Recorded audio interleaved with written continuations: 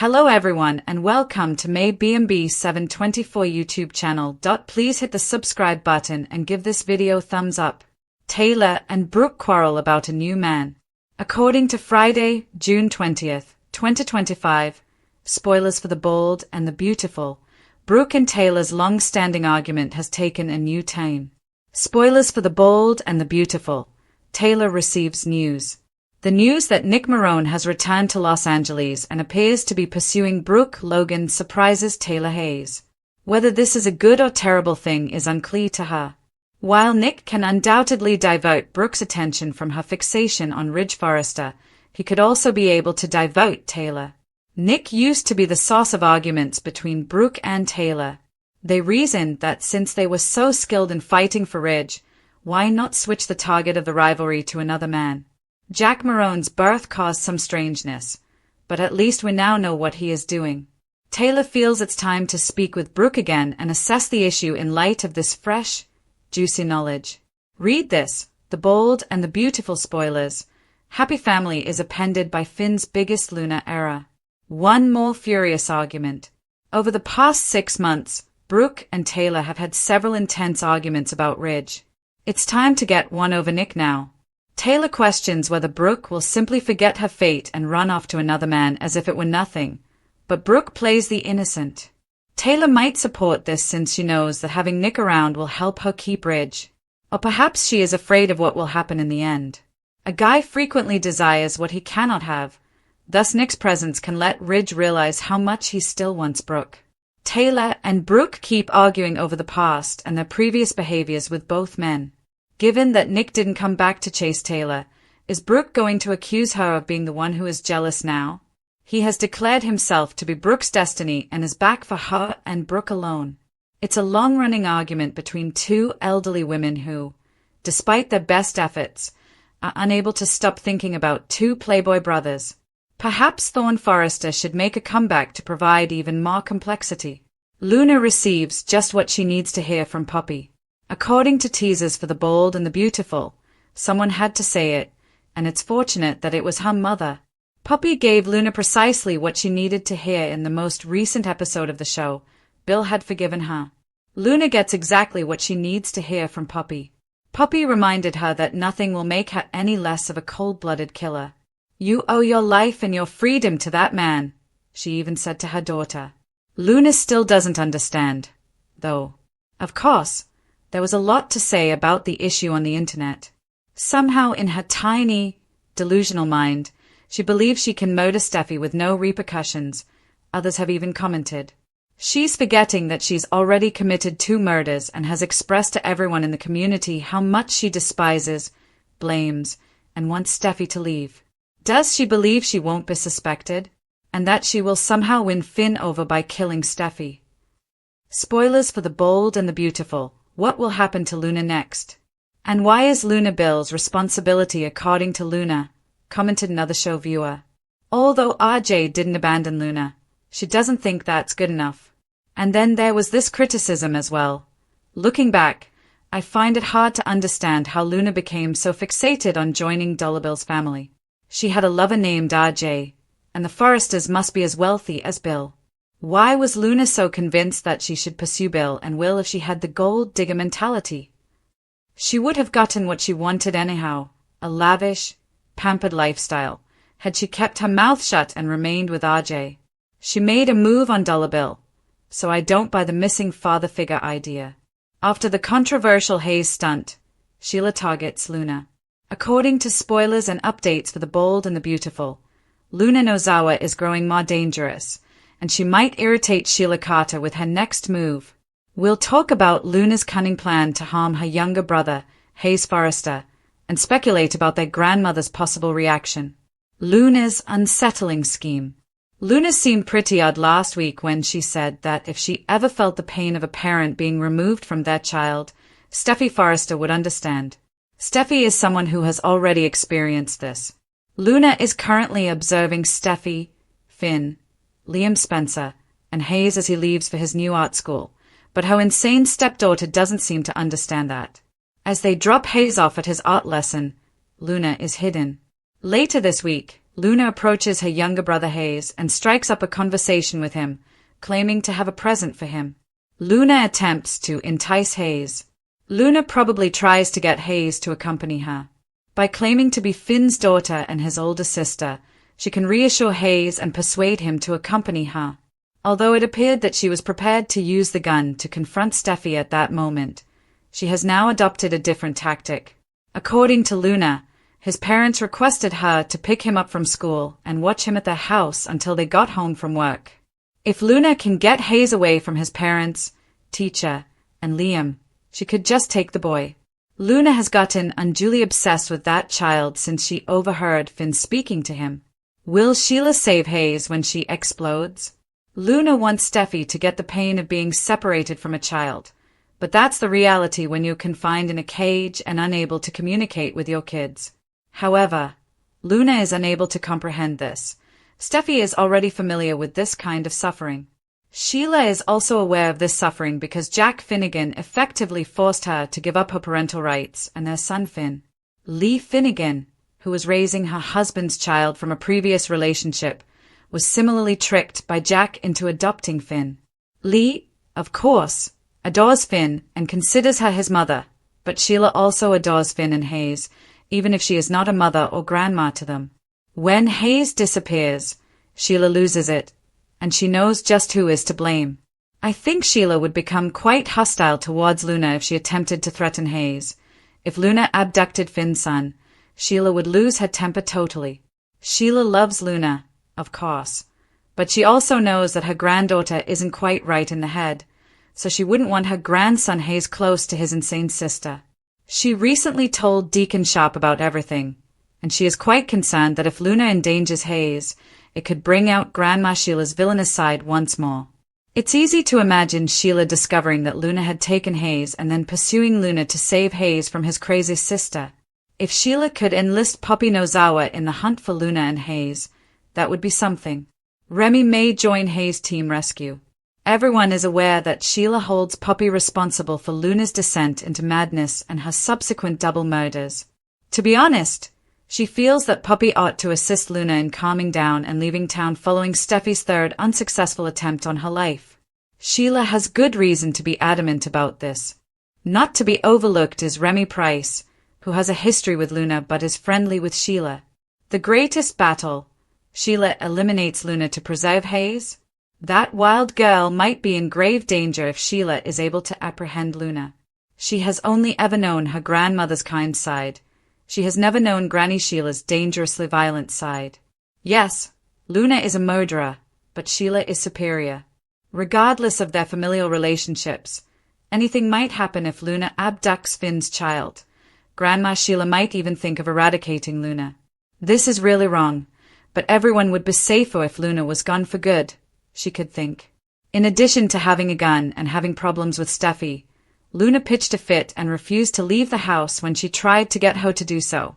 Any of several individuals would remove Luna, because she blamed Steffi for all of her problems, especially her father Finn's constant rejection. Luna is determined to give her a karmic lesson. Finn has distanced himself from Luna because of her own actions, even if he acknowledged that she was the one who killed 2 men and put Steffi in jail. If Luna threatens Hayes or does something to him, it seems like there are other people who could hurt him. Steffi would undoubtedly be among them. After all, she had slain Janet Sugar Weber under the mistaken impression that she was Sheila, so Steffi would not think twice about killing Luna. If Hayes were in danger, Sheila or Lee Finnegan would not think twice about taking Luna out like a crazed dog. Finn, probably not. Puppy, in self-defense. To mistake by Luna cost Shin everything, and Finn blows apart the family? According to previews for The Bold and the Beautiful, John Finn Finnegan has made several vows to keep his family safe. Additionally, the Doctor has repeatedly stated that Luna Nozawa cannot have a relationship with him. But soap operas always have a twist. Therefore, is it possible that the father will make a terrible error that will cost him Hayes and Steffi Forrester Finnegan? Let's discuss what might happen next in this plot while you continue reading. The appeal of Luna Nozawa. Fans remember Luna pleading with her father for a relationship on several occasions. But each time the Doctor insisted it was impossible. Luna has somehow convinced herself that Steffi is solely to blame. In actuality, though, Luna committed heinous atrocities that claimed 2 lives and permanently damaged a third. Steffi, the wife of Finn, was the third victim. John Finnegan's inhuman error. Fans remember Hayes freaking out over zombies when Luna crashed Casa de Lache in the last time. Luna should have been escorted from the door right away by the doctor. He instructed Luna to hide rather than do that. Then, in front of Luna, smothered Hayes in love and comfort. This isn't bad, mind you. He ought to have consoled his young son, of course. Nevertheless, he did it in front of Luna despite being aware of her abandonment anxieties. It was being shoved in Luna's face, even though it was the one thing she wanted more than anything. That simply made Hayes a target and was extremely harsh. The other crucial mistake. Finn did so in addition to his response upon hearing the paternity news. Luna was under house arrest at the time. Finn didn't have to run across Los Angeles trying to find Luna's whereabouts.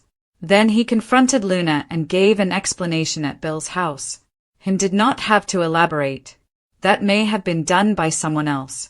Luna's obsessive tendencies are heightened the more she sees Finn. Targeting Finnegan, Hayes Forrester. Luna is now more obsessed than ever with Finn. Luna might grow resentful of Hayes in addition to thinking Steffi is to fault. Supporters already believe Luna will abduct Hayes, but if anyone is careful, that may easily become a disastrous, murderous plot.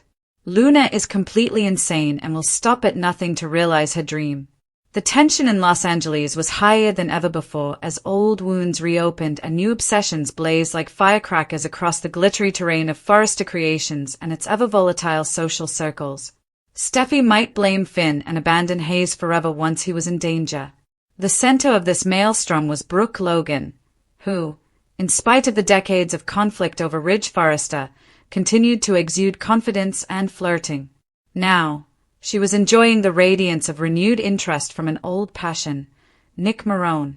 The Forrester clan was rocked by his return to Los Angeles, but none more so than Taylor Hayes, who was unable to resist the new sting of jealousy that was running through her veins. The two women had fought Ridge like professional prize-fighters for years, but Nick? They believed they had buried that battlefield, but it was a whole other one. However, Taylor was forced to face something even more unnerving than a rival's sneer as Nick's alluring presence rekindled Brooke's memories of passion and defiance, her own unresolved what ifs. Taylor's first response to Nick's homecoming was calculated. Maybe he could divert Brooke's attention, keep her out of Ridge's arms, and create a more seamless future for Taylor and the guy she couldn't quit loving. But when she saw that Nick had no interest in her, her approach gave way to skepticism. No lustful looks. No renewed interest. His only concern was Brooke, and that raged. With the force of a woman weary of playing second string, Taylor burst into Brooke's office, her heels clacking. Despite appearing amicable at first, their most recent altercation swiftly turned into a vicious one that brought out every resentful remark and betrayal from their shared past. Taylor yelled, "So, you're back on your carousel of men again." Ever the queen of righteous outrage, Brooke dismissed it with a giggle. "Please, Taylor." The slap of those words was almost audible, and Taylor's eyes tightened into resolution, which is more dangerous than envy. "You're just mad that he didn't knock on your door." She was aware that Nick's comeback might involve more than just Brooke. It might be a turning point. The pivot, however, may go either way. Meanwhile, something even more sinister and erratic was overshadowing the Forrester drama. Luna Nozawa, the secret child of Finn and the damaged and unrepentant daughter of Poppy, had fallen into obsession, and this time her passion had a name, Hayes Forrester Finnegan. Luna's psyche exploded in front of everyone after a terrible series of events that included 2 murders, an unsuccessful attempt to seduce her own father, and now a twisted grudge against Steffi. She pretended to be a shadowy figure, hiding outside the doors of an art school, whispering lies to a youngster, and planning a perverted comic lesson in addition to retaliation. If Steffi wasn't able to comprehend the anguish of being separated from a child, Luna would make sure she did. She witnessed the moments of parental happiness that had escaped her all her life, weighted by the school drop-off, and stared at Hayes as though he held the secret to restoring the love she felt the world had denied her. She said to the naive youngster, "I'm your big sister," her smile concealing a lunacy too profound for redemption. However, a much more dangerous person was observing. Carter, Sheila. Sheila had spent months hoping that Luna could be spared, but she was a woman with blood on her hands and no tolerance for threats against her family. The thought of having a grandchild named Luna thrilled her. However, Luna was no longer secure. And now Hayes, Finn's son, was in danger from Luna, her grandson. Despite its warped and volatile nature, Sheila's maternal instinct came into play with horrifying force. All eyes were on Luna as Hayes vanished, and Sheila was the first to react. Not Ridge, not Steffi, not even Poppy. Sheila was the one pacing Deacon's flat with her eyes darting and her voice low and venomous. "I will end her if she touches that boy." Deacon tried to argue, but it didn't help. The tiger was no longer in its cage. Luna didn't realize that Sheila had already started to follow her as she brought Hayes to a secret place while regaling her with tales of family links and promises of toys and ice cream. After locating Poppy, Sheila cornered her at Illinois Giardino and demanded answers, but all she received were defensive sobs. "You broke her," Sheila spat. Knowing full well what Luna was capable of, Poppy broke down and confessed that she hadn't seen Luna since the morning, when Luna fled the house muttering about justice. "You made her this way, and now my grandson is missing." Sheila's quest was not unique. Remy Price joined the quest, conflicted by his past with Luna but now driven by dread and remorse. He was aware of Luna's hiding places, understood the language she used when she had breakdowns, and was afraid of what she might do if she were confronted. In the Forrester mansion, Ridge and Steffi screamed at one another as search parties spread out across Los Angeles, with Ridge vowing to kill anyone who damaged his grandson and Steffi blaming herself. "I was aware of Luna's instability," Steffi shouted, "and as if she weren't a ticking time bomb, we'll let her go." Finn, meanwhile, stood frozen between guilt and destruction. He hadn't kept Hayes safe. He had made an effort to console Luna and show her kindness, but now that gesture could cost him everything. As Lee Finnegan looked at him in disdain, he repeatedly whispered, "It's my fault." "Is it your fault?" she said icily. "Your daughter is her. You ought to have stopped her before she went this far." As evening approached, word leaked out that Luna had been seen close to the old Cliff House property where she had once fantasized about living with Finn. Sheila and Remy came separately first. Sheila discovered Hayes seated next to Luna on the porch swing, both of them placid and composed, oblivious to the tragedy that was concealed beneath their exterior. "Grandma," Hayes sobbed. Luna, however, moved in between them. She stated bluntly, "He's not going anywhere." Sheila's voice fell, steel-veiled in silk. "Not until Steffi feels what I feel. You must deliver that boy to me. Now." Luna chuckled, "Or I'll forget you're my blood. When you let me to rot for what I done, you already forgot. You choose them. You always pick them." Hayes started to cry, sensing the danger, and Luna's hold tightened. It was the last straw. With her revolver drawn, Sheila lunged and demanded Hayes' freedom. The scene had changed, but Remy was behind her, shouting her name. Luna let out a scream. Hayes took off running. There was a shot. A shout. Not a word. The cops showed up a few minutes later. In Remy's arms, Hayes was secure. Luna was crying uncontrollably while being restrained. Sheila was standing over her, shaky, and holding the gun tightly, but she hadn't fired. Not now. However, the line had been crossed, and the threat had been genuine. Everyone was burned by the fallout in the aftermath. Luna was arrested once more, but this time she had no escape routes. Sheila was urged by Poppy to pardon her daughter. Sheila remained silent. Guilt-ridden and aware that he had contributed to the storm's formation, Remy disappeared into the darkness. Finn, too? He turned to face Steffi, his wife, who was now enraged, and she said something he never expected to hear.